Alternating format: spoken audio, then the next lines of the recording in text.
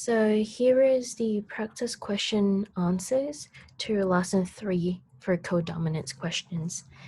The first one, the cow questions or the cattle questions are really pretty easy.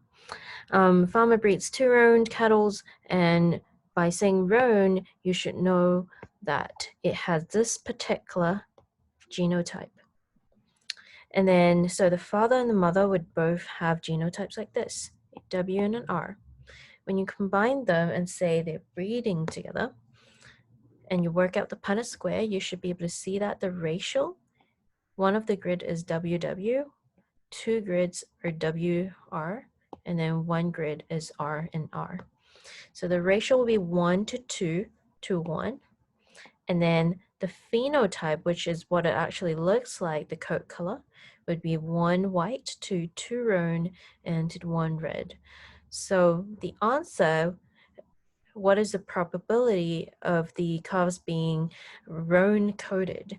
That it would be 50%, or you can write 0.5. Both of them are accurate. Next question, if the farmer owns a cattle with all 3 coat colors, red, white, and roan, he wants to design a breeding program that would maximize the chance of having roan calves. Now, there is a situation where you can get 100% roan. Remember, to get a roan, you really need a white and an R. Since these alleles, one of them is being inherited from each parent, what you could do is have one parent that is made up of completely just W alleles, and another parent that is completely R alleles. So that means one of the parents should be white, the other one should be red, and then they will be producing calves that are 100% roan coated. Quite simple. All right, the human blood type. Question 3. If the father is type O blood and the mother is type A blood, what is the probability of the children having type O blood? There is a little trick to this question. Now, father with type O blood, looking at the type O blood, you should know what genotype it is. There is only one possible way of producing type O blood, and that is having 2 of the recessive O alleles. All right, none of the dominant A and dominant B alleles. However, when we talk about getting a type A blood, there are 2 ways. So you can either have a big A allele, or you can have an A and an O. Because O is recessive, it is not going to show any effect when the A is present, so the person would still be a type A blood. So that is the reason why you have 2 boxes for 2 scenarios. If the mother has A and A, then the probability of the children having 2 of the O allele is 0, because the mother does not provide any O alleles to the baby. However, if the mother is an A and an O heterozygous genotype, then there is 50% chance that the baby is going to inherit this O from the mother and not the A. So that's why the answer would be, it really depends on the mother's genotype.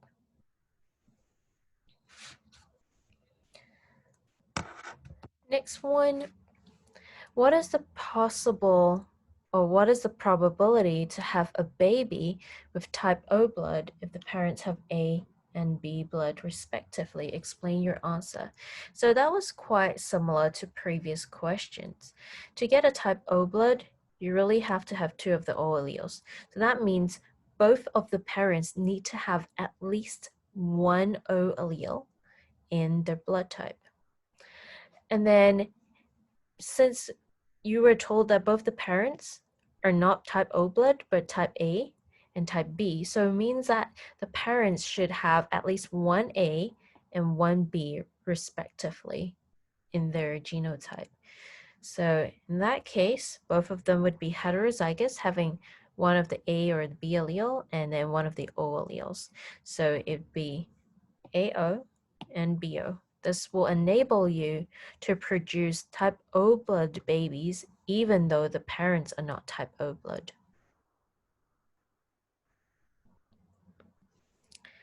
Next question. Okay, there is a couple. who has 6 children, ABB, AOO, and AB blood type respectively. What are the genotypes of the parents? Explain how you work this out. So the easiest way to work this out is look at the O and look at the one with the AB. It's actually almost identical to the last question. So to produce a baby with AB blood type, one parent must have an A and the other parent must have the B. And then to produce an O, both of the parents must also have the O allele. So that means the parents needs to have a genotype like this. And this is how I would write it.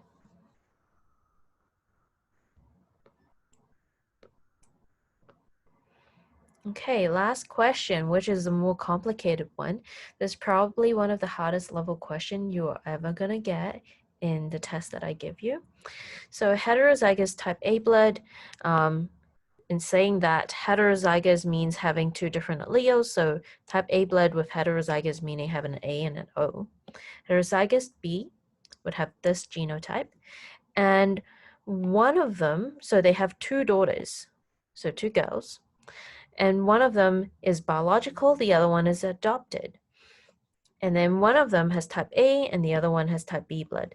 Now, if you see a question with 3 generations like this, so the parent, the girls, and the children, the grandchildren, then I would really draw a pedigree to separate things. And this is how you draw a pedigree. Boxes usually represent a male, circles represent a female, and to make things easier, usually I'll write the phenotype outside the boxes or circle, and then I'll write the genotype inside the boxes or circles, all right?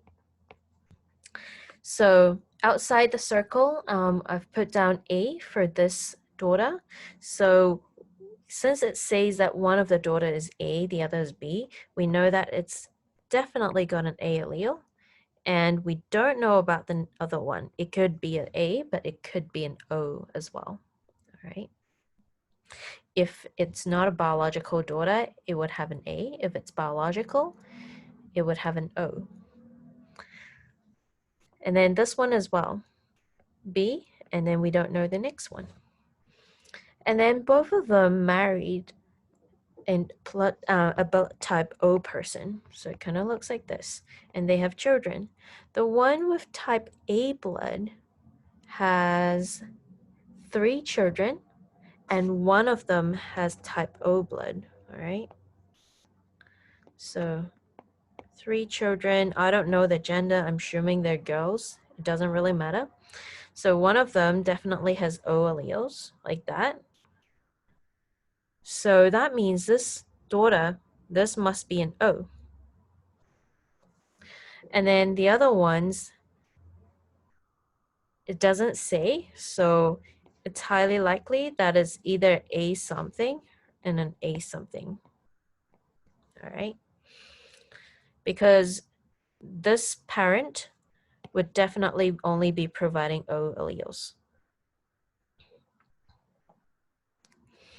Okay, the next one, on the other side, we have 5 children being produced. 1, 2, 3, 4, 5. And it says that all of the babies have type B blood. So that means it's a BO, BO, BO, BO, BO. Now, if you look at this, we know that the O would come from that parent. All of the O's would definitely come from that parent. That means all of the B will be coming from this parent, all right? Now, if this girl or this daughter produced 5 kids and all of them seems to have B allele, then I'm gonna ask you to think about your chances. How likely do you think this would be a B? How likely do you think this would be an O? Now, remember, reproduction is kind of like a chance process. Yes, it is possible to like do a 50-50 chance and every single time you ended up with a B, All right. However, if I do tell you that one of them is adopted and not biological, that means this person potentially it could have a big B and a big B genotype. And if this happens to be the case, then it's highly unlikely that this is not will be the adopted and not the biological child, because there isn't a B allele possible to be provided to this child, right? This pair or this combination can only provide a B and an A or a B and an O. So that's why the answer would be B would be more likely to be adopted.